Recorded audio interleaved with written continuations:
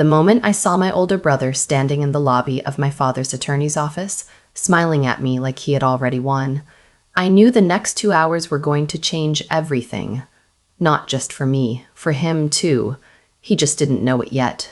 Let me back up, because none of this makes sense without context, and I need you to understand who my brother really is before you hear what he did. My father built his landscaping company from nothing. Literally nothing. He started with a second-hand truck, a trailer, and 3 clients in our neighborhood in Chattanooga, Tennessee. By the time I was in middle school, he had 40 employees, commercial contracts with 2 hospital systems, and a reputation that meant something in this city. He worked 6 days a week for 27 years. He missed school plays and birthday dinners and entire summers because he was building something he believed in. And he always said the same thing whenever my brother or I complained about it: someday this will matter. You'll understand someday. My brother, who was 9 years older than me, understood that differently than my father intended. He saw the company as something that was owed to him. He'd worked in it since his 20s, managing crews, handling contracts, learning every corner of the operation. In his mind, he had already inherited it. In his mind, it was basically already his, and my father was just the name on the paperwork. I was the one who left. I went to college out of state, got a degree in nursing, moved to Nashville, built a life that had nothing to do with landscaping. My brother made it very clear over the years that this was a personal failing. You abandoned the family business. That's how he phrased it at Christmas one year, in front of everyone, with the specific tone of someone who has been storing that sentence for months. I didn't argue.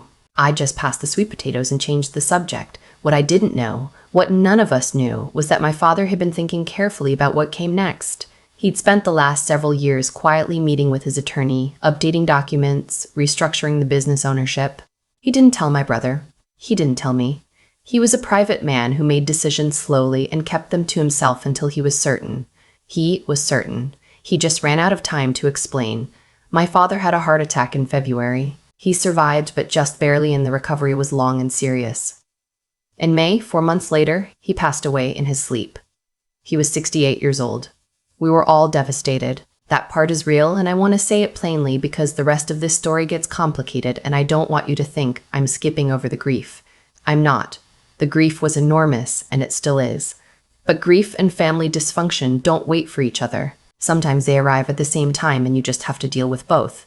My father's attorney, a man named Mr. Okafor, who had handled my father's affairs for 15 years, called us both to his office 3 weeks after the funeral to review the estate documents. My brother flew in from Atlanta, where he'd been living for the past 2 years while still technically managing the company remotely. He sat across the conference table from me, looking relaxed in a way that made my stomach tighten.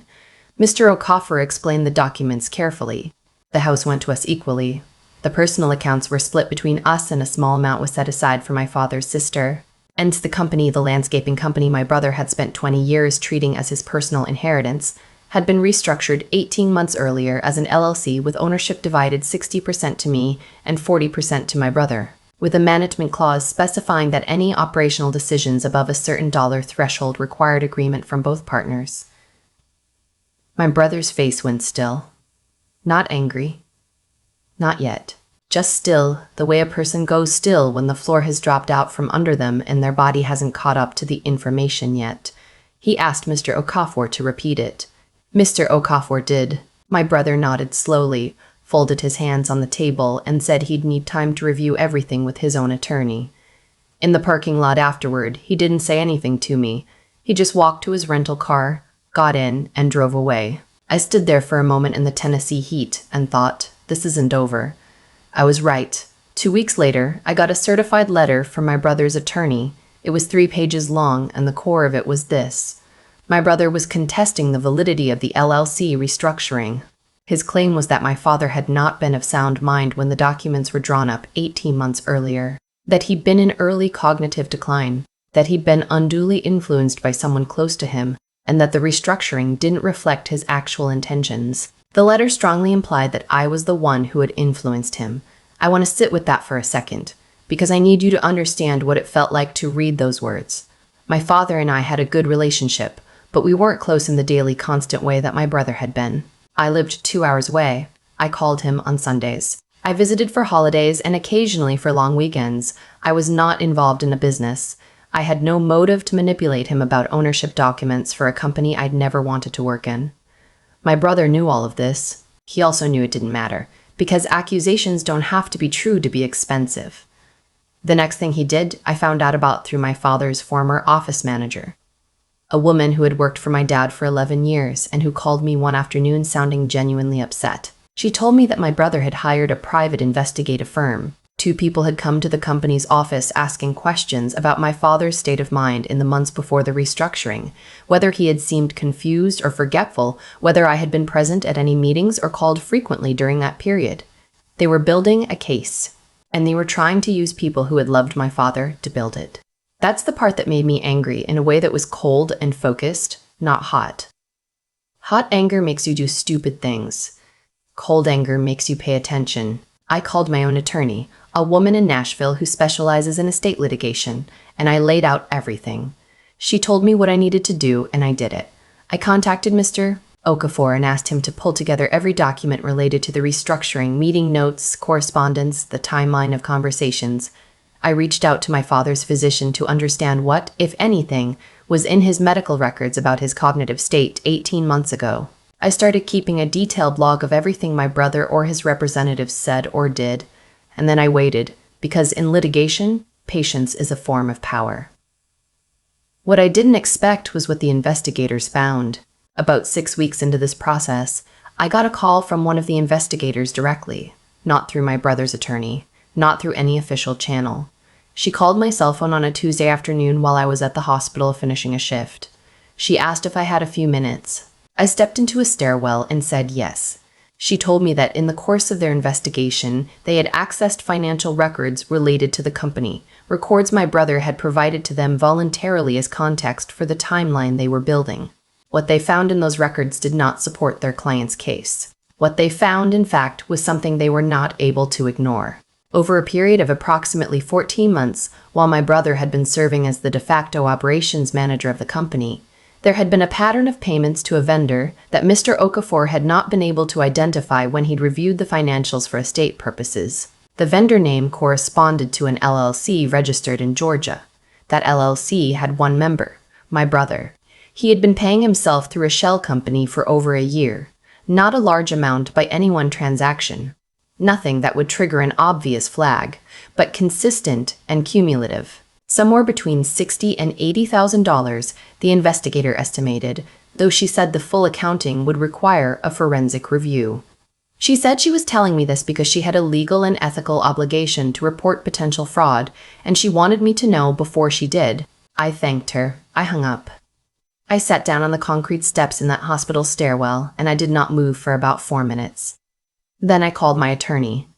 What followed was not dramatic in the movie sense of dramatic. There was no single confrontation scene. There was no shouting. There was paperwork and phone calls, and a forensic accountant who spent 2 weeks going through 3 years of the company's records. There were meetings with my attorney. There were conversations with the Chattanooga Police Department, and eventually with the district attorney's office. My brother was formally notified of the investigation in October. His attorney withdrew from representation shortly after. He hired someone new. The process moved slowly, the way legal processes do, with long stretches of silence interrupted by sudden flurries of activity. His contest of the estate restructuring was voluntarily withdrawn. I suspect his new attorney advised him that drawing additional attention to his financial relationship with the company was not in his interest. I want to tell you about the moment I realized things had shifted completely, because it wasn't a legal document or a phone call. It was something small and ordinary. In November, I drove down to Chattanooga to meet with the company's operations manager, a man who had been with my father for 6 years and who had continued running day-to-day operations through all of this with a steadiness I will always be grateful for. We had coffee at the kitchen table in the company's small office, the same table my father had sat at every morning for 20-something years, and he updated me on everything. Contracts, employees, winter schedules, equipment that needed replacing. I asked him how he was doing. He said he was glad things were getting sorted out. He said he thought my father would have wanted the company to keep going. I agreed. I told him it was going to keep going. That felt true in a way that none of the legal victories had. because it was about my father and not about my brother. The whole nightmare, the investigators, the shell company, the estate contest, had put my brother at the center of everything for months. But he's not the center of this story. My father is. The company my father built is. My brother was indicted in January, wire fraud and theft by conversion under Georgia law, since his shell company was registered there. The amounts involved had grown as the forensic accountant went deeper. The final figure was just over $94,000. He entered a plea agreement in the spring. He won't serve prison time, but he's on probation for 3 years. He's required to make full restitution, and he's permanently barred from serving as an officer or director of any company during the probation period. He has not contacted me since October. I have thought a lot about what I want to feel about that. About him. About all of it. Here's what I've landed on. I think my brother loved my father in his way. I think he genuinely believed the company was his, not as a legal matter, but as an emotional one. And when he discovered it wasn't, something in him broke in a direction that led somewhere very dark. That's not an excuse. What he did was a crime, and it was a betrayal of a man who worked his entire life to build something. But I can hold that complexity without letting it eat me.